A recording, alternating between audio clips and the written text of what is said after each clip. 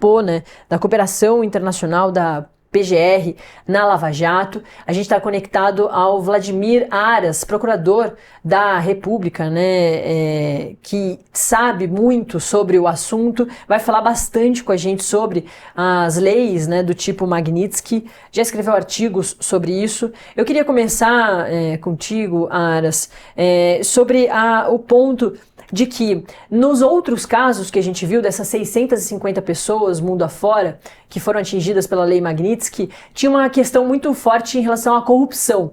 E hoje a gente vê que no caso do ministro Alexandre de Moraes, não é uma mudança, porque está previsto na lei Magnitsky, mas é ali o uso, uma argumentação diferente do que já tinha aparecido. O ponto dos direitos humanos ali, dos direitos civis e principalmente da questão da censura que o governo americano, o Tesouro americano vem falando que o ministro Alexandre de Moraes tem infringido, né, tem causado aos brasileiros, como por exemplo ao ex-presidente Jair Bolsonaro. Então eu queria que o senhor falasse sobre esse ponto, dessa mudança de argumentação ou do foco da argumentação para a lei Magnitsky ser sancionada ao ministro Alexandre de Moraes. Boa tarde. Boa tarde, Natália. Boa tarde, Andressa. De fato, nós temos um problema significativo agora, porque essa lei é uma lei que normalmente é utilizada para regimes totalitários, não é utilizado para democracias. Eu queria aproveitar para falar que eu estou aqui como professor da UNB, não como membro do Ministério Público, né? Falo na minha condição de professor. E vejam, normalmente nós encontramos sanções das leis Magnitsky. Os Estados Unidos têm uma, o Canadá também tem, o Reino Unido também tem, a Europa tem leis semelhantes. É um conjunto de leis que se propõe a lidar com graves violações de direitos humanos e o tema da corrupção. E, usualmente, são usadas essas normas para países que não têm estrutura democrática, não têm um Estado de Direito, não têm uma justiça funcional, não têm instituições funcionais, não tem poder legislativo, Congresso fechado, coisas desse tipo. Então, é pouco usual.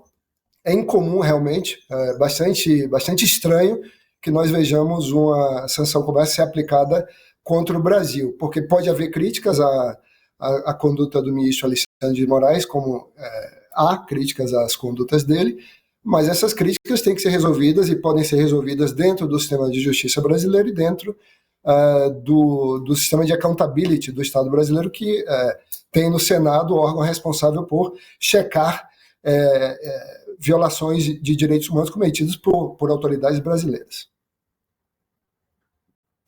Dentro disso que o senhor está falando, né, o que a direita diz no Brasil é que ninguém confronta, ninguém contesta o ministro Alexandre de Moraes, que ele tomou um tamanho, adquiriu um poder que o Senado, por exemplo, nem analisa, né, os pedidos de impeachment contra o Moraes que está lá, acho que são mais de 30 pedidos de impeachment contra ele, a OAB também, né, vários advogados de pessoas envolvidas aí nesse julgamento dos atos antidemocráticos também estão questionando a OAB, as condutas do ministro Alexandre de Moraes.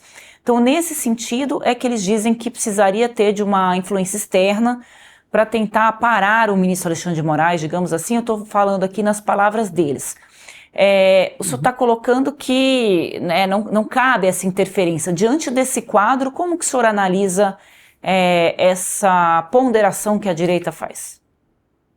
É uma ponderação interessante, mas veja, nós temos mecanismos, inclusive externos ao Brasil, que podem ser utilizados quando qualquer cidadão brasileiro se vê ou se sente injustiçado por alguma autoridade local. Por exemplo, nós somos integrantes do Sistema Interamericano de Direitos Humanos. Então, se pode acionar a Comissão Interamericana, as relatorias de direitos humanos da Comissão Interamericana, que fica em Washington, inclusive, a Corte Internacional, a Corte Interamericana de Direitos Humanos, que fica em São José, na Costa Rica. Existem também mecanismos da ONU, das Nações Unidas, em Genebra, que podem ser acionados. E é muito diferente de nós pedirmos que órgãos internacionais dos quais o Brasil é parte intervenham, interfiram em assuntos nossos internos, do que pedir a uma potência estrangeira, a um Estado estrangeiro que o faça. O Brasil é um país independente, o Brasil é um país que tem os seus meios próprios de resolver os seus próprios problemas. Então, embora nós possamos admitir, e de fato há essas críticas à conduta do ministro Alexandre, de que essas condutas precisam ser corrigidas, seja pelo próprio Supremo, sejam pelo Senado, o fato é que o que nós vemos com a Lei Magnitsky é uma interferência direta de um país estrangeiro nos nossos assuntos. Isso viola flagrantemente o artigo 4º da Constituição brasileira, que prevê nas relações internacionais do Brasil que nós respeitemos a autodeterminação dos povos, não fazemos intervenção em assuntos alheios à nossa realidade jurídica, como também não aceitamos a intervenção de qualquer outro país nos nossos assuntos. E essas intervenções, elas podem ser bem intencionadas ou mal intencionadas, como quer que sejam, são invasões soberanas. E eu me sinto muito confortável em comentar isso, Natália, porque eu escrevi um texto em 2018 sobre isso. Antes de a Lei Magnitsky ser uma novidade, e quem duvidar disso pode entrar no meu blog, está lá um texto de 2018, eu escrevi sobre isso e lá eu pontuei que essas leis elas sofrem muitas críticas exatamente por conta dessa ideia de invasão na soberania. Cada país cuida dos seus próprios problemas e quando há regimes internacionais conjuntos, como nós participamos do Mercosul, como nós participamos das Nações Unidas e de outras entidades internacionais, essas entidades internacionais podem sim se manifestar a respeito dos nossos problemas internos, mas não um país estrangeiro intervindo em processos que correm em nosso sistema de justiça. Haveria outros caminhos, né, para a família Bolsonaro buscar apoio que não a interferência de um país, né, sobre o outro. Quais instrumentos jurídicos que o Brasil teria hoje para uma reciprocidade, para um bateu-levou nesse caso, hein, doutor Aras? Veja, a nossa legislação é limitada em relação a isso. O Brasil não tem uma lei contra sanções extraterritoriais.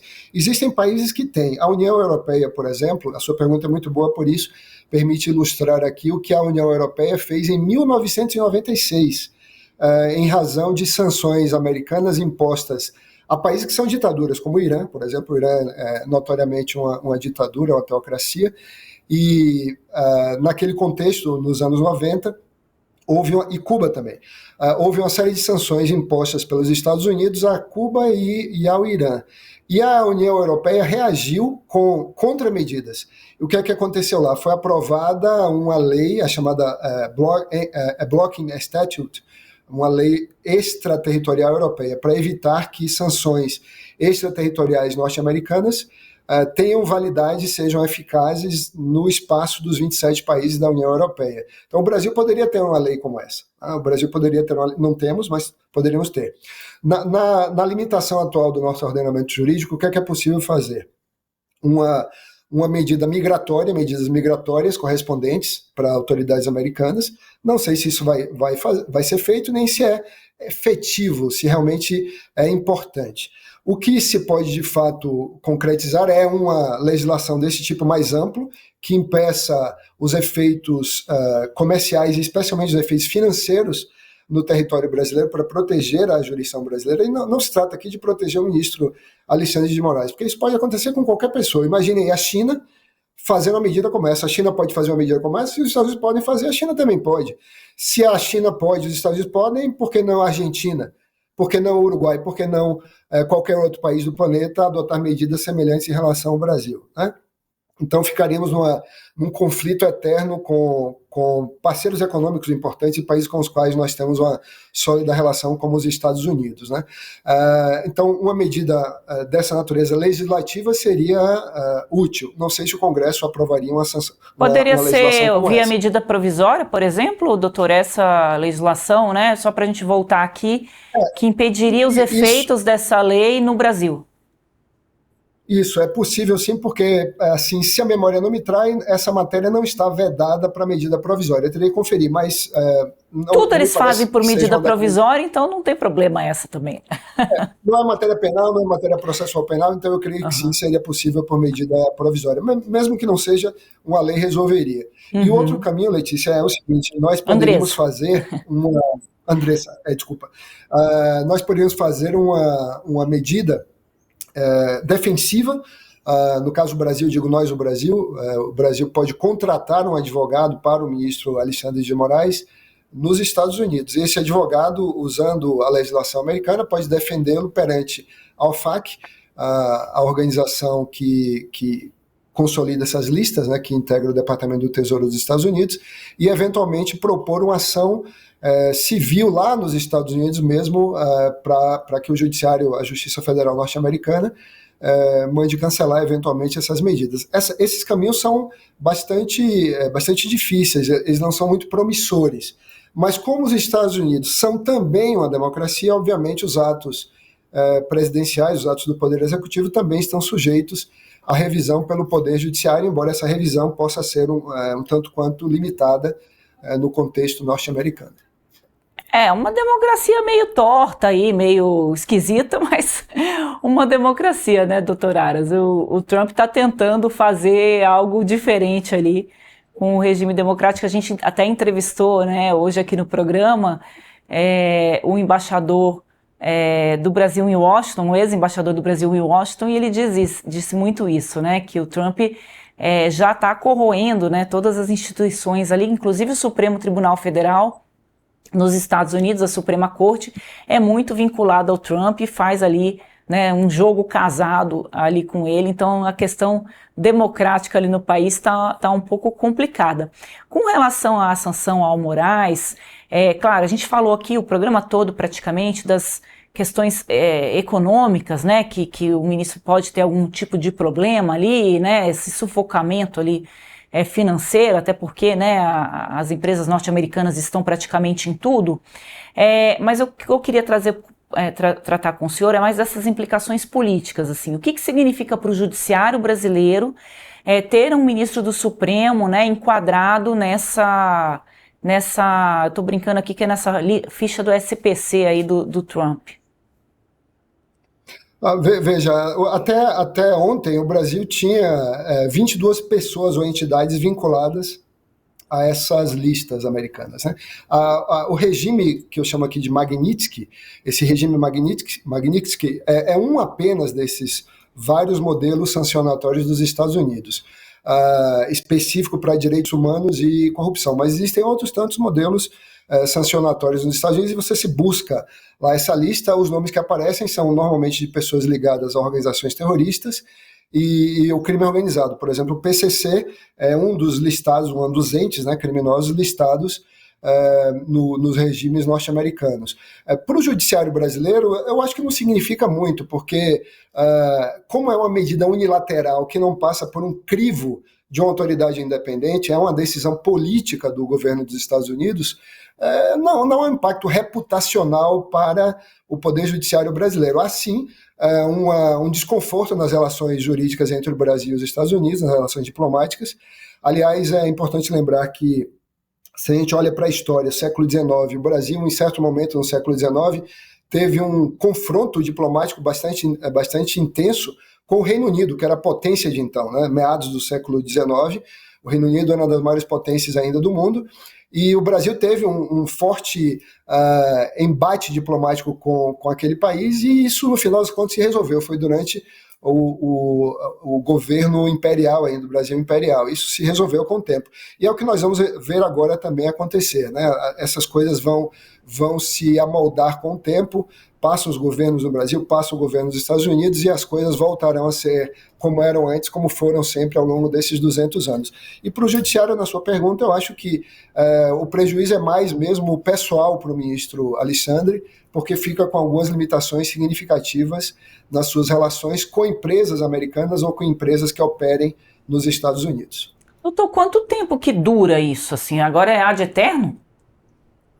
Não existe um prazo, mas, veja, não existe prazo fixado na legislação, mas, como eu expliquei há pouco, Andresa, existe a possibilidade de pedido de remoção e também existe a possibilidade de uma decisão judicial. Para dar um exemplo em casos concretos, o presidente Trump, no seu primeiro governo, ele sancionou a procuradora, minha colega procuradora Fatou Bensouda, que é uma procuradora da Gâmbia, uma país africano, né, que era a procuradora do TPI.